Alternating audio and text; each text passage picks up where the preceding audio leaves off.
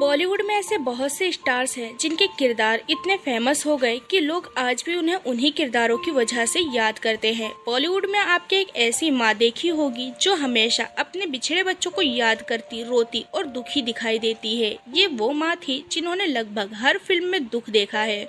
जी हाँ, हम बात कर रहे हैं निरूपा रॉय की, जिन्होंने ज्यादातर माँ का किरदार ही निभाया और बच्चों को बचाने के लिए हर समय या तो प्रार्थना करती रहीं या दुख झेलती रहीं। अपने 5 दशक लंबे करियर में उन्होंने लगभग 300 फिल्मों में एक्टिंग की।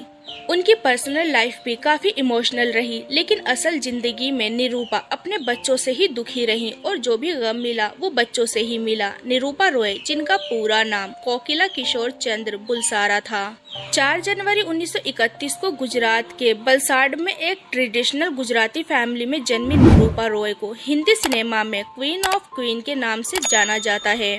एक ऐसी माँ जिसे देखने के बाद हर किसी के मन में उनके लिए प्यार उमड़ आता था, लेकिन ये प्यार उनके बच्चों को उन पर नहीं आया। बता दें कि उनके पिता किशोर चंद्र बुलसारा रेलवे में कर्मचारी थे। पहले निरूपा का नाम कांता चौहान था। उनके मम्मी पापा उन्हें प्यार से छिबी कहकर बुलाते थे। कांता और निरूपा अभी स्कूल में थी जब उनके पिता ने उनकी शादी 14 साल की उम्र में कमल रॉय से कर दी और शादी के बाद कांता का नाम बदलकर कोकिला रख दिया गया। इस तरह वो अभी फिल्मों में नहीं आई थी और करियर शुरू करने से पहले ही उनकी शादी हो चुकी थी। साल 1945 में वो अपने पति के साथ मुंबई आ गयीं। इसके बाद अपना करियर बनाने के लिए निरूपा मुंबई पहुंची थी। दरअसल उन्होंने एक अखबार में एक कहानी देखी, जिसके बाद वो इंटरव्यू देने के लिए प्रोडक्शन हाउस पहुंची थी। यहीं से निरूपा ने अपना असली नाम बदला और बन गई निरूपा रॉय। जब उन्होंने अपनी पहली फिल्म साइन की तब उनकी उम्र महज 15 साल थी।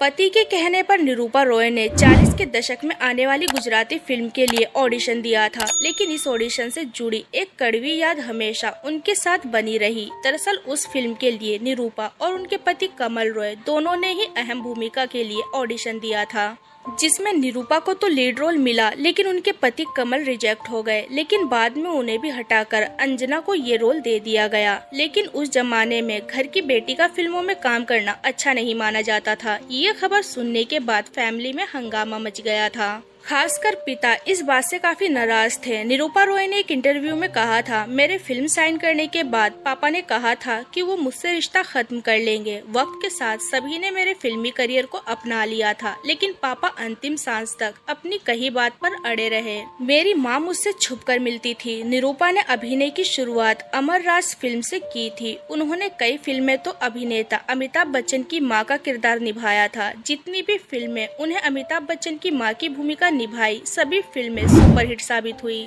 माँ के हर रोल में उन्होंने फैंस का प्यार बटोर लिया, लेकिन असल जिंदगी में उन्हें ऐसा कुछ नहीं मिल पाया। पर्सनल लाइफ की बात करें तो घर परिवार और बच्चों से उन्हें कभी प्यार नहीं मिल पाया। निरूपा रॉय के 2 बच्चे थे, योगेश और किरण रॉय।